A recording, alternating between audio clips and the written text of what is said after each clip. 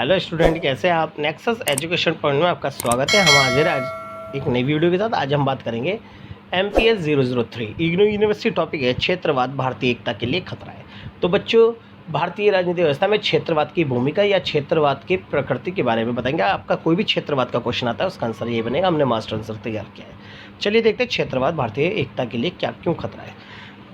क्षेत्रवाद सामान्य तौर पर अगर मैं बात करना चाहूँ तो क्षेत्रवाद हम उस स्थिति को कहते हैं जब विभिन्न क्षेत्रों के लोग अपने अपने क्षेत्र को महत्वपूर्ण मानकर अपने क्षेत्रों के हितों के कार्य करते हैं और अपने क्षेत्र के विकास के लिए अपने क्षेत्रीय दलों का उदय कर देते हैं और प्रत्येक क्षेत्र के लोग अपने अपने क्षेत्र को वोट देना पसंद करते हैं। तो इसे हम क्षेत्रवाद या क्षेत्रीय दल कहते हैं। क्षेत्रवाद के अंतर्गत विभिन्न क्षेत्रों के लोग अपने क्षेत्र को उच्च मानते हैं और अन्य क्षेत्रों से घृणा करते हैं, जिससे क्षेत्रीय अराजकता को बढ़ावा मिलता है और इसके आधार पर इसे ही क्षेत्रवाद को की संज्ञा दी जाती है। तो क्षेत्रवाद में सभी लोग अपने अपने क्षेत्र को ही इम्पोर्टेंस देते हैं। जब देश के किसी क्षेत्र विशेष के लोग अपने क्षेत्र के आर्थिक, भौगोलिक और सामाजिक आदि कारणों से अपने पृथक अस्तित्व के लिए जागरूक होने लगते हैं, तब क्षेत्र के प्रति इस लगान की भावना को क्षेत्रवाद कहते हैं। अतः क्षेत्रवाद का उदय क्षेत्रीय असंतुलन के कारण होता है, क्योंकि कुछ क्षेत्रीय असंतुलन का मतलब होता है कि कुछ प्राकृतिक संसाधनों में कुछ क्षेत्र विकसित हो जाते हैं और कुछ क्षेत्र पिछड़ जाते हैं। इससे क्षेत्रीय असमानता को बढ़ा मिलता है और क्षेत्रीय असमानता ही क्षेत्रवाद का सबसे बड़ा कारण है। होने लगता है कि सरकार उनकी अपेक्षा नज़रअंदाज कर रही है। अन्य क्षेत्रों की तुलना में अनेक क्षेत्र विकसित की ओर ध्यान नहीं दिया जाता अथवा उनके क्षेत्र का आर्थिक सामाजिक विकास करने के स्थान पर उनका शोषण करने के लिए द्वार खोल दिए हैं। तब आपके विशिष्ट क्षेत्र की समस्या की भावना क्षेत्रवाद को जन्म देती है। तो इस तरह से जब क्षेत्रीय संतुलन में ये लगता है कि कुछ क्षेत्रों का विकास हो गया, कुछ क्षेत्र का विकास नहीं हुआ, क्योंकि किसी क्षेत्र के पास संसाधन और बड़े बड़े रोजगार स्थापित है, पूंजी निवेश कर रखा बाहर के देशों ने, तो कुछ क्षेत्र में नहीं। तो इससे क्या होता है, जो पिछड़ा हुआ क्षेत्र है उन्हें ये लगता है कि सरकार हमारे क्षेत्र की तरफ नज़रअंदाज कर रही है, हमारे क्षेत्र को, और हमारे हित के लिए ध्यान नहीं दे रहे। तो इसलिए उस क्षेत्र के लोग अपने अपने क्षेत्रीय दलों का निर्माण करते हैं और अपने प्रतिनिधियों को सरकार यानी संसद में भेजने का प्रयास करते हैं ताकि उनका प्रतिनिधि जीतकर उनके क्षेत्रों का विकास कर सके। इसलिए इस तरह से क्षेत्रवाद को बढ़ावा मिलता है। अतः स्वतंत्र भारत में अनेक क्षेत्रों के लोगों को वोट बैंक के रूप में उपयोग करने के लालच में राजनेता ने ऐसे क्षेत्रों को अस्वीकार बनाए रखना उचित समझा। इस प्रकार राजनीतिक दांवपेच में फंसे यहाँ के वनवासियों के सामने अपने पिछड़े क्षेत्र के विकास की समस्या उत्पन्न होना स्वाभाविक था। भारत के अनेक क्षेत्रों की यही स्थिति है। इन क्षेत्रों में उठने वाली क्षेत्रवाद की आवाज़ सकारात्मक आवाज़ है और समृद्ध एकात्मक राष्ट्रीय जीवन के लिए अभिशाप नहीं वरदान सिद्ध हो सकती है, क्योंकि विभिन्न क्षेत्रों से उठी आवाज़ें उन क्षेत्रों की समस्याओं की ओर देश की जनता का ध्यान आकर्षित करती है और राजनेताओं को उक्त क्षेत्रों का विकास करने के लिए मजबूर भी करती है। तो अब बात करेंगे क्षेत्रवाद भारतीय एकता के लिए खतरा। पहला है ऐतिहासिक कारक। जी, प्राचीन काल में भारत की एकता का आधार सांस्कृतिक व्यवस्था रही है। इस सांस्कृतिक एकता के कारण भारत मौलिक स्वरूप अखंड प्रवाह के समान निरंतर बहता रहा। लगातार विदेशियों आक्रमणों के कारण भी इसकी एकता व अखंडता नष्ट नहीं हो पाई। तो अगर हम बात करें प्राचीन काल में भारत के जितने भी लोग थे वो सांस्कृतिक रूप से एकजुट रहते थे, लेकिन समय समय पर बहुत सारे शासकों ने राज किया, लेकिन हमारी जो सांस्कृतिक एकता थी वो बिल्कुल नहीं टूटी। लेकिन कुछ समय बाद जब अंग्रेज शासनकाल भारत में आया, उन्होंने भारत में विभिन्न धर्मों के बीच में विष का प्याला भरा और यहाँ पर क्षेत्रीय असमानता जैसी गतिविधियों को बढ़ावा दिया।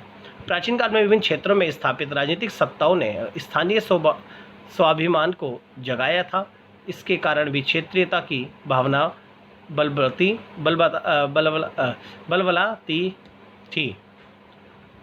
पाश्चात्य प्रकार के लोकतंत्र को भारत में स्थापित कर दिए जाने के कारण क्षेत्रीयता की भावना को बढ़ाने वाले तत्वों का विकास हुआ। भारत के प्रश्न ने क्षेत्रीय लोगों को संगठित करने में महत्वपूर्ण भूमिका निभाई। इस प्रकार भारत में राष्ट्रीय एकता को खतरा उत्पन्न हुआ। बात करते हैं भाषावाद भी विभिन्न क्षेत्रीय क्षेत्रवाद को बढ़ाने में अपना योगदान देती है, क्योंकि विभिन्न क्षेत्रों में विभिन्न जो क्षेत्रों की स्थापना है, राज्यों की स्थापना जो हुई है भारत के अंदर भाषाई आधार पर हुई है। और जिस क्षेत्र में जिस भाषा के लोग रहते हैं वो भाषा के लोग अपनी अपनी भाषा को महत्वपूर्ण मानते हैं और अन्य भाषा से घृणा करते हैं और अपने भाषा के लोगों का विकास करने के तत्पर रहते हैं। ये भाषाई जो लोग हैं अपने भाषाई दलों का निर्माण कर लेते हैं और जो फिर वो अपने भाषा के लोगों को ही वोट देना पसंद करते हैं। ये भाषा और दूसरे भाषा से घृणा करना, ये भाषाई अराजकता को बढ़ावा मिलता है। इस भाषाई हिंसा के कारण देश की जो राष्ट्रीय एकता है वो नष्ट हो जाती है। नेक्स्ट है हमारा धार्मिक कारक। जी, हमारे यहाँ पर क्षेत्रवाद को बढ़ावा देने में धार्मिक कारक भी है। विभिन्न क्षेत्रों के लोग विभिन्न क्षेत्रों में रहने वाले धर्म के लोग अपने अपने धर्मों से घृणा करते हैं और अपने अपने धर्मों को उच्च मानते हैं और अन्य धर्मों से घृणा करते हैं। इसलिए विभिन्न धर्मों के लोग अपने अपने धर्मों का निर्माण कर लेते हैं और राजनीति में अपने हस्तक्षेप को बढ़ावा देते हैं। और ये धार्मिक कारक भी जितने भी है वो हमारे देश की एकता व अखंडता को नुकसान पहुँचाते हैं, जिससे धार्मिक घृणा को बढ़ावा मिलता है। सांप्रदायिक जैसी गतिविधियाँ होती है जिसके अंदर दंगे होंगे, फसाद होते हैं, जिसके कारण एक क्षेत्र का विकास होता है, दूसरे क्षेत्र का विकास नहीं हो पाता, जिसके कारण क्षेत्रीय क्षेत्रवाद है यानी धार्मिक क्षेत्रवाद वो भारतीय राजनीति के लिए खतरा बन जाता है। तो नेक्स्ट पॉइंट अब बात करेंगे क्षेत्रीय दल। आपको पता है वोट की राजनीति तथा स्थानीय राजनेताओं की सत्ता प्राप्ति की महत्वाकांक्षा ने क्षेत्रवाद, भाषावाद तथा पृथकतावाद को बढ़ाने में महत्वपूर्ण भूमिका निभाई। ये राजनेता क्षेत्रीय समस्याओं को इस प्रकार उजागर करते हैं मानो शेर भारत के लोगों उक्त क्षेत्र के विरोध और दुश्मन हों।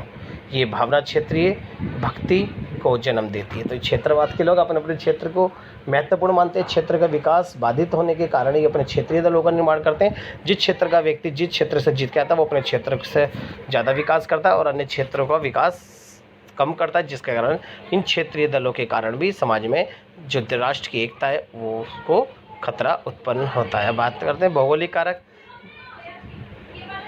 भौगोलिक कारक। भारत एक विशाल देश है। प्रकृति ने इसमें भौगोलिक आधार पर अनेक ऐसे क्षेत्र बनाए हैं जहाँ के लोग का जीवन पूर्णतः एक दूसरे से भिन्न हो गया है।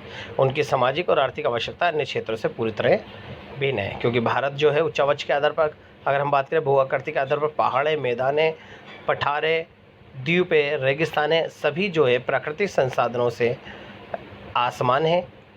इतिहास के किसी पड़ाव पर यदि इन्हें ऐसा अनुभव होने लगे कि उनके विकास की अपेक्षा हो रही है यानी उनका विकास नहीं किया जा रहा, तब उनमें क्षेत्रीयता की भावना का विकास होना सरल हो जाता है। उत्तर प्रदेश के पर्वतीय क्षेत्र तथा बिहार झारखंड आंदोलन व मध्य प्रदेश के वन निवासी क्षेत्र उनके उदाहरण है। इस प्रकार क्षेत्रवाद राष्ट्रीय एकता के लिए बिल्कुल खतरा उत्पन्न होता है। ये सारे हमारे क्षेत्रवाद को बढ़ावा देने वाले कारक थे। अब बात करते हैं क्षेत्रवाद को दूर करने के उपाय। पहली बात, हमारे यहाँ पर क्षेत्रीय दलों पर रोक होनी चाहिए। क्षेत्रीय दलों पर रोक होने से ही क्षेत्रवाद का अंत किया जा सकता है।